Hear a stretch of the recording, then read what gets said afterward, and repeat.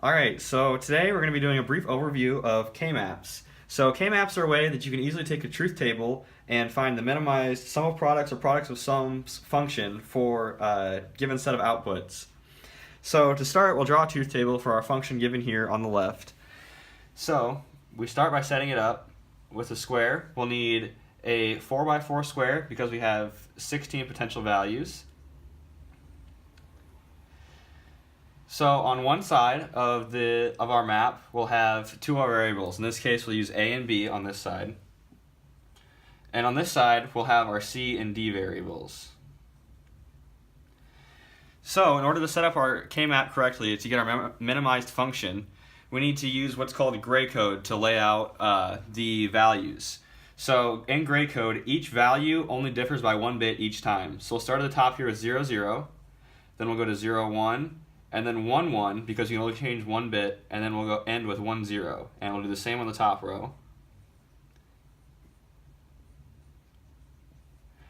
So now that we have our basic K-map laid out, we can begin to fill in our values. So in order to properly fill out our values, we just read this K-map like it was our values over here.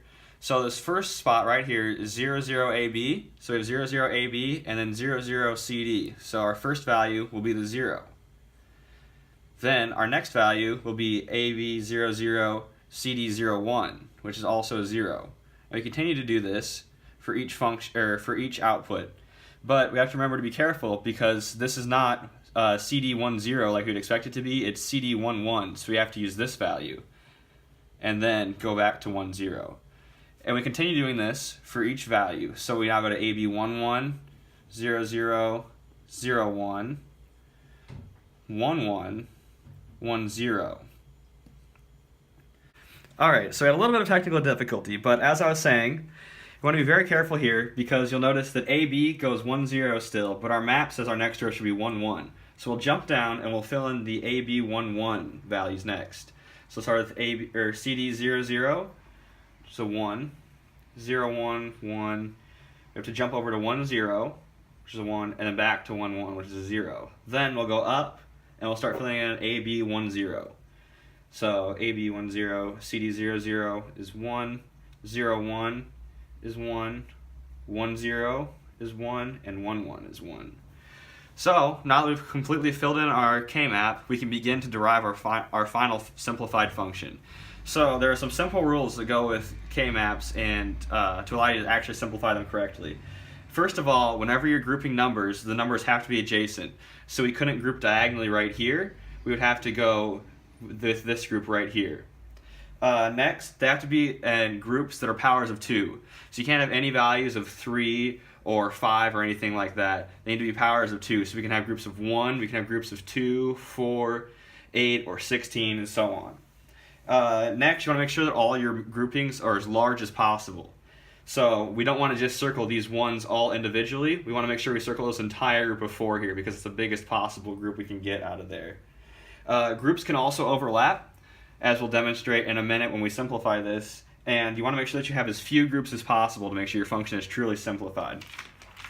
So when we go to group this function, the simplest way to do that, we want to make sure that we get our biggest group of ones here. We can make a group of 4 ones here. Then we need to make sure we get all the ones over here. So we'll get this group of ones right here. And we also will use this group of ones right here because our functions can overlap and we want as big a group as possible.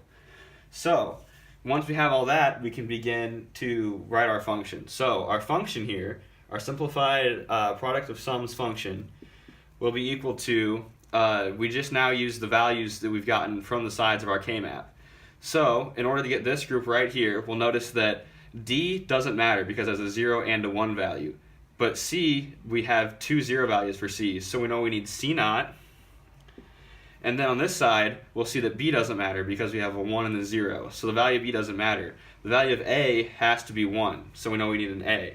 So we'll have A and C for our first group. Then our next group, we'll use this next biggest group right here at the bottom. We'll see that this row, the values of C and D don't matter. The only values that matter are A and B, which are 1 and 0. So we'll also have A to be true and not B.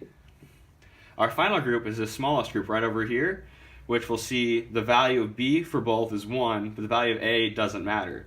So we'll need it to be a grouping with B, and a grouping we'll see right here, we need C to be true and D to not be true. So we'll have and C and not D.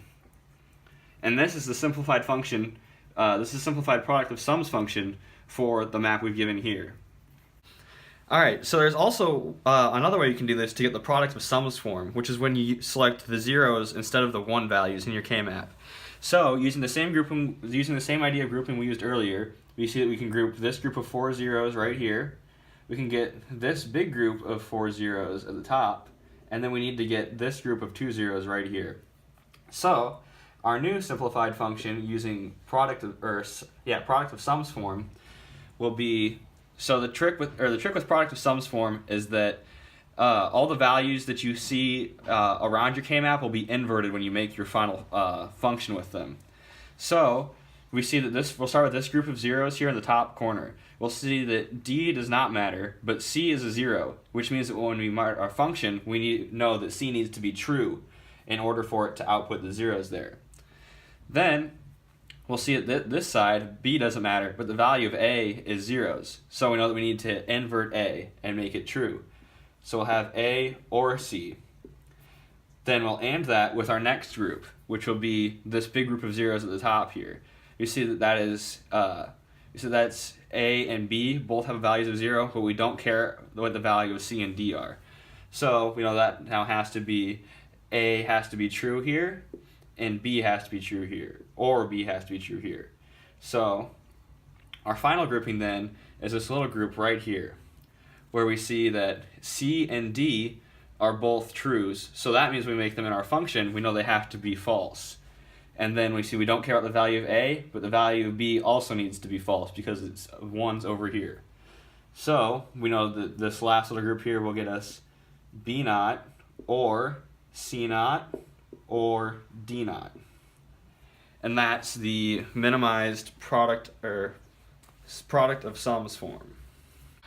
Alright, so one final topic I wanted to cover in this video was don't cares, which we represent in our K-map with an X. So a don't care value can be either a 1 or a 0 because we don't care what the value is. So we want to change, so we can use it as whatever value we see fit, a 0 or a 1, to make our K-map function as simple as possible.